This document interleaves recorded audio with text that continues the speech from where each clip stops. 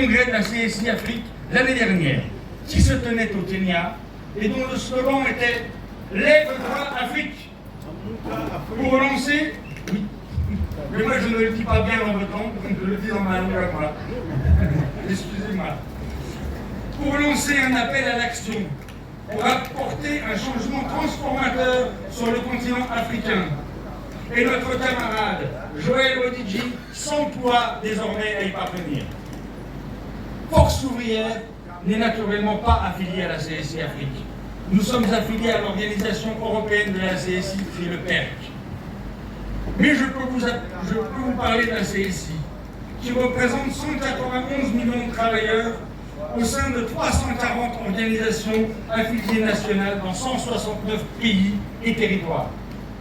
Il me semble que pour assurer la défense des travailleurs, il est nécessaire que nous, syndicats libres et indépendants, soyons réunis au sein de cette grande famille qu'est la CSI pour faire valoir un contre-pouvoir syndical face à la mondialisation de l'économie qui actuellement a des impacts désastreux sur les droits de l'homme, l'environnement, mais aussi l'emploi. Il est fondamental que la Confédération syndicale internationale, pour pouvoir être qualifiée internationale, tienne compte de ses affiliés des pays du Sud et des difficultés que vous rencontrez, qui sont parfois différentes du quotidien syndical français et à la fois très similaires. Je lisais une intervention de votre secrétaire général confédéral qui rappelait le gouvernement de Côte d'Ivoire a adopté des solutions concernant la cherté de la vie. Sachez qu'en France, comme en Côte d'Ivoire, la lutte pour le pouvoir d'achat et pour des salaires qui permettent de vivre, et non simplement de survivre, est une lutte quotidienne. Force ouvrière, je vous le disais, a toujours joué un rôle clé au sein du mouvement syndical international, mais également dans les organisations internationales. Léon Jouot, le fondateur de Force ouvrière, a d'ailleurs participé à la création de l'Organisation internationale du travail, dite OIT.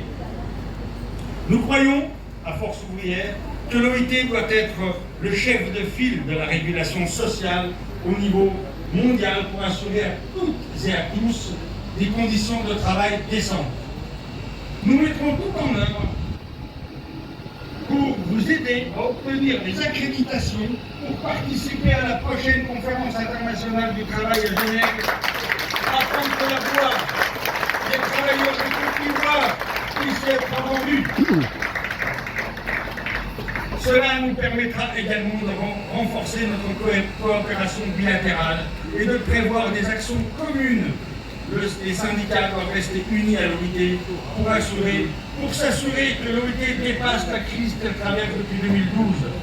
En effet, depuis 2012, les discussions sont rendues particulièrement difficiles du fait du refus des employeurs de reconnaître le droit de grève. Il est fondamental que l'OIT reprenne son rôle de législateur international pour adopter des conventions internationales du travail qui permettent de tirer vers le haut les législations sociales de tous les pays. Je souhaitais également vous dire qu'un des enjeux